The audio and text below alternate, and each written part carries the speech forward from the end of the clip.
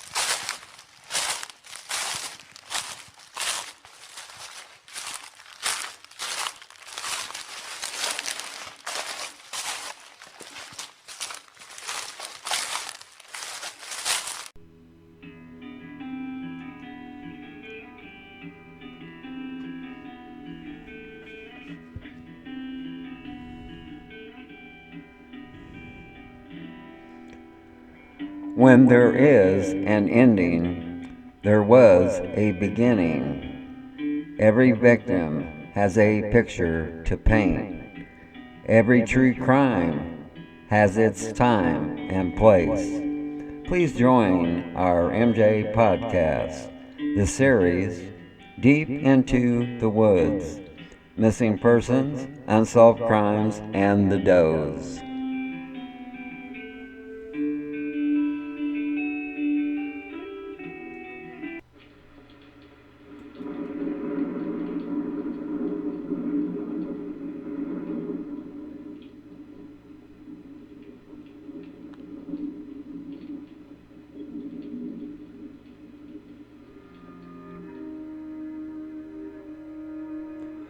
Welcome to our MJ podcast, the series Deep into the Woods. This is episode 6, part 5, Missing Persons and Unidentified Persons. This episode will cover 4 missing person cases and 4 unidentified person cases from the state of California. My name is Mark, and I will be your host for tonight's show. Joining us later will be our co-host, Olivia. We are coming to you from Morrisonville, New York. Welcome to California. On the Doe Network, there are over 1,177 missing persons listed as missing from the state of California and 722 unidentified persons which are listed as being found in the state of California. California has 703 missing males and 471 John Doe's posted on the Doe Network. California has 474 missing females and 251 Jane Doe's posted on the Doe Network.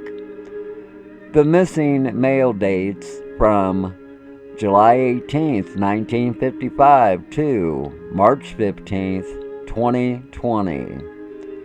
The John Doe dates from May 13th, 1915 to May 22nd, 2014. The missing female dates October 26, 1944 to May 7th, 2017. The Jane Doe dates from sometime in 1951 to March 9th, 2018. Missing persons. The Doe Network has over 1,177 people listed as missing from California. Case 1. On July 20th, 1986, Martin Allen Gentry, a 23-year-old white male, went missing from Rancho Cordova, California. Case 2. On January 19th, 1994, Mary Ann Johnson, a 54-year-old black female, went missing from Los Angeles, California. Case 3. On September 30th, 1997, John A. Randall, a 52-year-old white Greek male, went missing from Santa Monica, California. Case 4. On September 1st, 2001, Evelyn Jones, a 43-year-old white female, went missing from Modesto, California. Unidentified persons. The Doe Network has 722 unidentified persons which are listed as being found in the state of California. Case 1. On January 17, 1980, a white or Hispanic John Doe was discovered in Sacramento, California. Case 2. On January 11, 1987, a white female, Jane Doe, was discovered in Daly City, California. Case 3. On October 18, 1991, a white male, John Doe, was discovered in Anaheim, California. Case 4. On June 14, 1995, a white or mixed heritage female was discovered in Lassen County, California. Let's take a pause for the cause, and when we return, Olivia will be on the line, and we will profile missing person cases and John and Jane Doe cases from the state of California. Be back in a moment.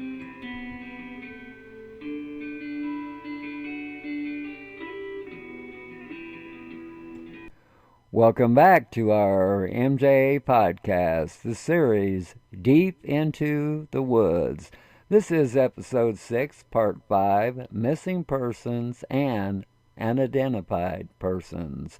Olivia is on the line. How are you tonight? I'm doing well. Okay, California has 703 missing males and 471 John Does posted on the Doe Network. California has 474 missing females and 251 Jane Does posted on the Doe Network. Do you, in your opinion, do you think these numbers are high? Given the size of the state, I would say, yeah. It's a big state, but those numbers are pretty high. Yes. Yeah, okay. Okay, missing persons. Case 1. On July 20th, 1986, Martin Gentry was last seen leaving his parents' apartments in Rancho Cordova. The 23-year-old Gentry received a phone call from a woman. Gentry changed his clothes and left the residence to meet this person. Gentry planned to meet the woman at the Circle K store and go to buy marijuana. Martin Gentry has not been seen or heard from since. Gentry was formally reported missing by his mother on July 26, 1986, 6 days after he disappeared, and 5 days after a sheriff's sergeant got an anonymous tip that the 23-year-old Gentry had been shot. A woman caller told the sergeant that she heard that Joseph Stanley, which was Gentry's best friend, said he was going to take Gentry out to the boys' ranch in eastern Sacramento and shoot him. Stanley was angry at Gentry because he thought Gentry was pursuing a woman that Stanley was interested in. Stanley was interviewed by detectives in 1986 and claimed that he had been forced at gunpoint to get Gentry out of his home.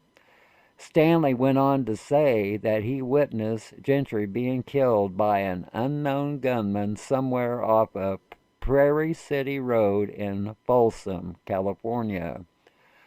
Christina Rose Allen, who was Stanley's girlfriend at the time, told investigators that Stanley told her he had shot Gentry in the chest shortly after his disappearance.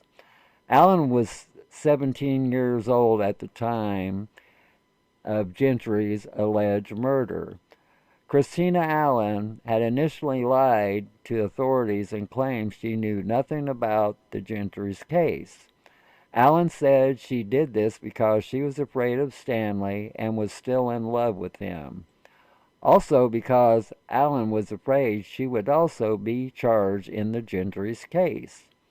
Christina Allen failed a polygraph test and stopped cooperating with the investigation until 1989 when she came forward with her information.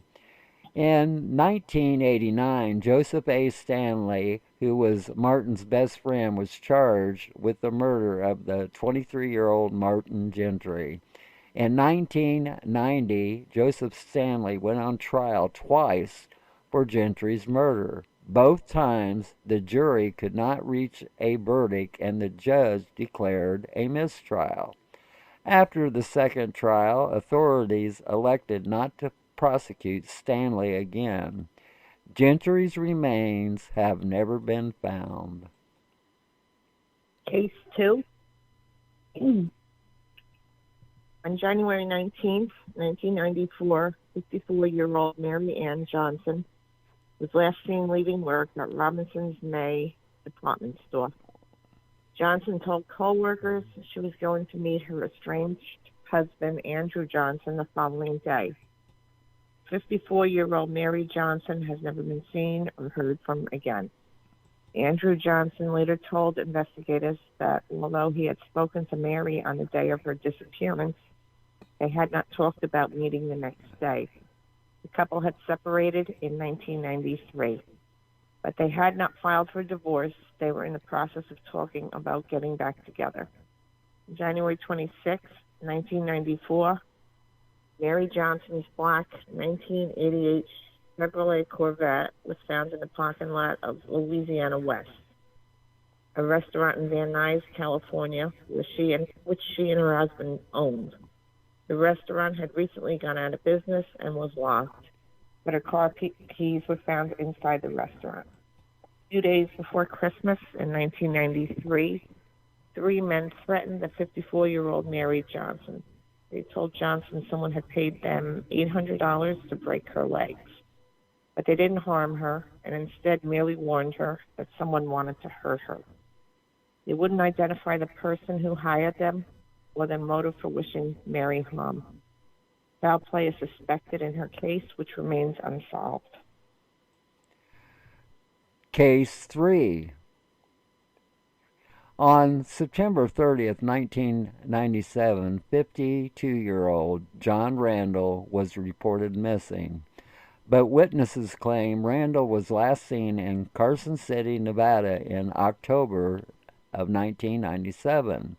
The 52-year-old Randall resided in Santa Monica and left his residence in August of 1997.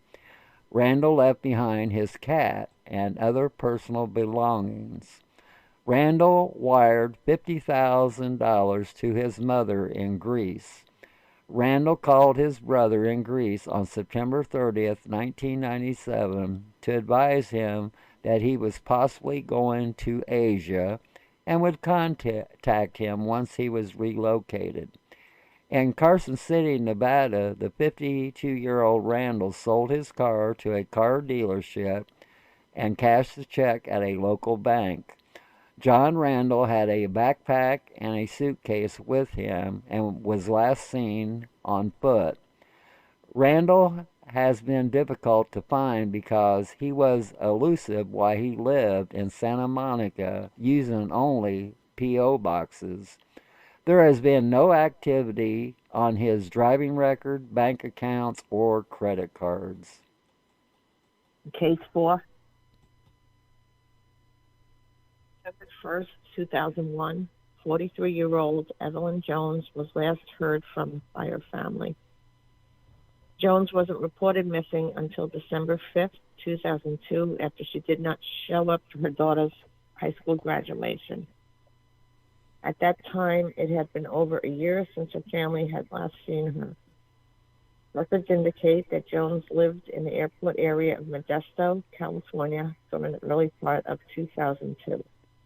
But the 43-year-old Jones has not been seen there for several months. The last possible sighting of Jones is from October 2002 at 4th Street Park in Modesto. The sighting has not been confirmed. The 43-year-old Jones remains missing, and her case is unsolved. It is not a crime for an adult to disappear voluntarily, but the police won't close the investigation until they verify her well-being. Let's take a pause for the cause, and when we return, we will profile 4 unidentified person cases. Be back in a moment.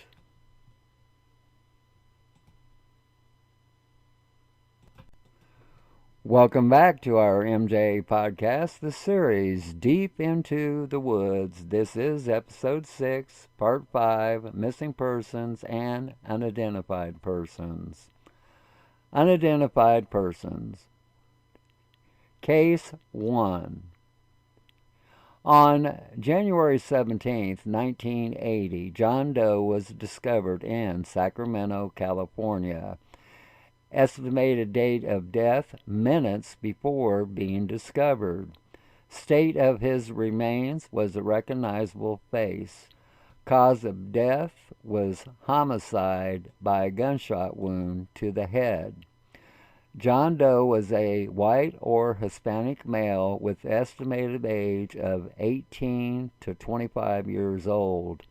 On January 17, 1980, the male John Doe victim was located on a set of bleachers at the Southside Park sports field in Sacramento, California. The discovery happened after an anonymous phone call to police. The unknown victim had been shot at close range just minutes before he was discovered. Workers at the Burger King restaurant inside the Greyhound bus station remembered the victim. They recalled the unknown victim claimed to have recently come to the area from Los Angeles, California. Case 2. On January 11, 1987, a white female Jane Doe was discovered in Dale City, California. Estimated date of death was hours before being discovered. The state of her remains was a recognizable face. Cause of her death, homicide by strangulation and forced overdose. Children discovered the fully dressed remains of a young female with the estimated age of 25 to 30 years old and possibly a transient.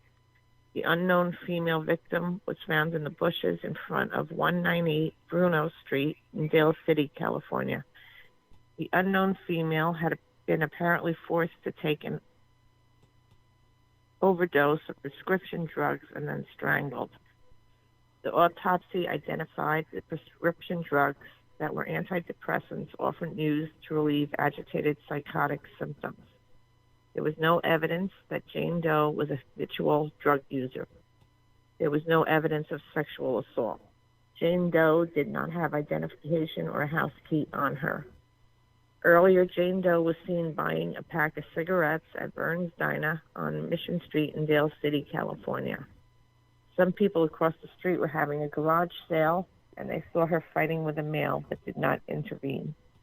When investigators interviewed people from Burns and other businesses and residents in the area, no one recognized her. Jane Doe's fingerprints were sent to law enforcement agencies throughout the country, but received no hits. Case 3. On October 18, 1991, a white male, John Doe, was discovered in Anaheim, California.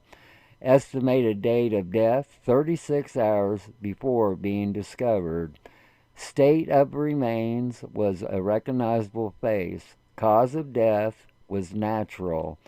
The unknown male was located in an alley behind Good Guy's store, which is at 3021 West Lincoln Avenue in Anaheim, California.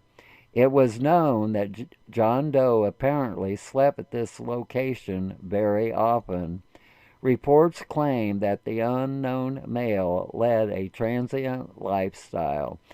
Just a day before, John Doe had complained that he hadn't felt well the day before he died. The unknown John Doe may have been a patient at a local hospital shortly before his death. Case 4.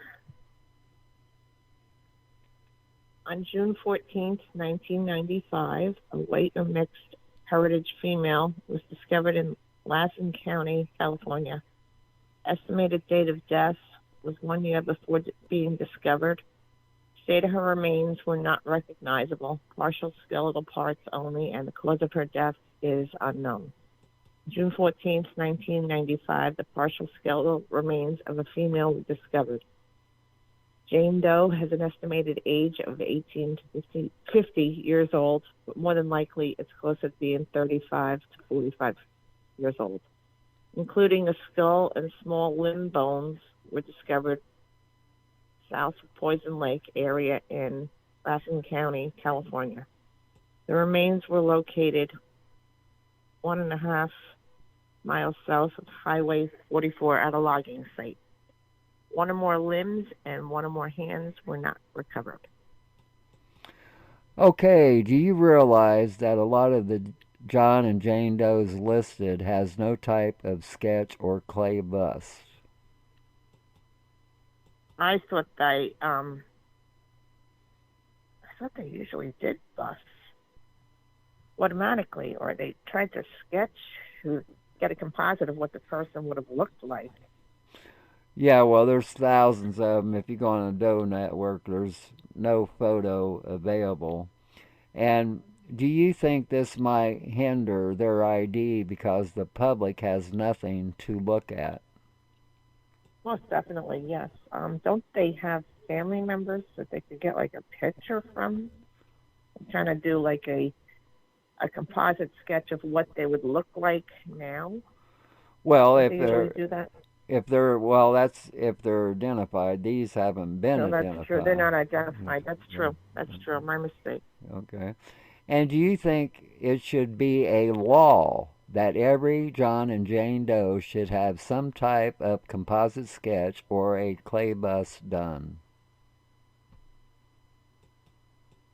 I think so, because they're humans. They were somebody's. They belong to someone. I think it would help in the identification of who they are. Okay. And there have been other cases solved because you had something to look at and what the person might have looked like at the time. So if you make it a law, it only makes sense that more John and Jane Does would be identified. Would you agree with that logic of thinking?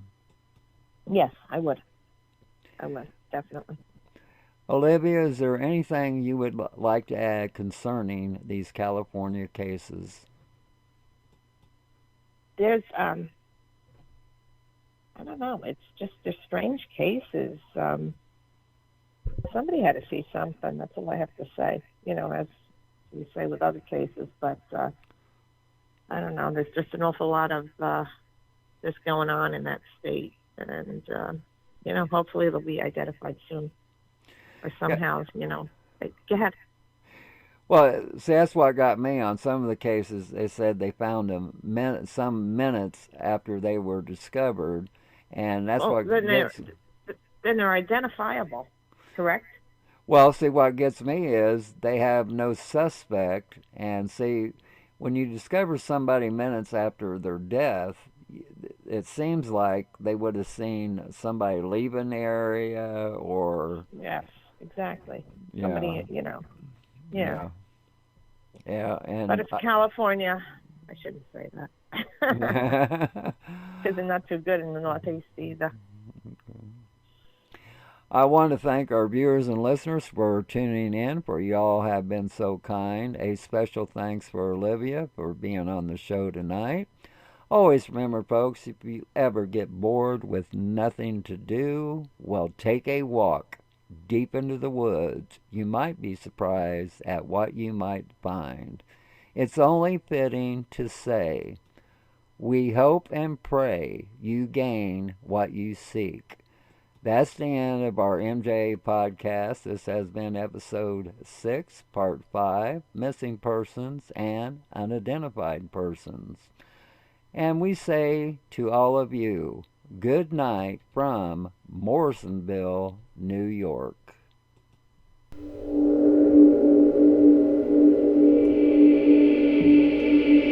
All my friends are heathen, take it slow. Wait for them to ask you who you know. Please don't make any sudden moves. You don't know the half of the abuse. Welcome to the rooms of people who have rooms for people that they love one day, docked away. Just because you check the guns at the door doesn't mean the brains will change from hand to grenade. You'll never know a psychopath sitting next to you. You'll never know a murderer sitting next to you. You'll think how we get here sitting next to you. But after all I've said, please don't forget. All my friends are heathen, take it slow.